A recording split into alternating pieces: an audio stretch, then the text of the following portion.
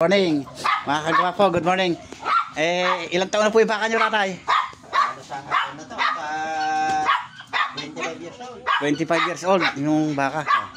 Sa magtatanong dyan kung ilang taon ba yung inahing baka, kung ilang taon pa pwedeng bunsin. Kasi simila lang po ni kagwapo yan, mga kagwapo. Ayan po yung may-ari. Pang ilang anak na po yan? 21. 21. Ito po yung anak niya, pang 21. Ito po. O yung Sunod-sunod yan. yung magiging anak niya o yung ito po, yung kanya. Yung magiging anak niya, Ay. 20 na yung nalabas. 29 na ilabas. Ito po yung nailabas ko. Sa pamagitan po ng artificial insemination. Ayan po. Yan po yung mga nasimilyan kong mga kanyo. Iba po na pagbebenta na po.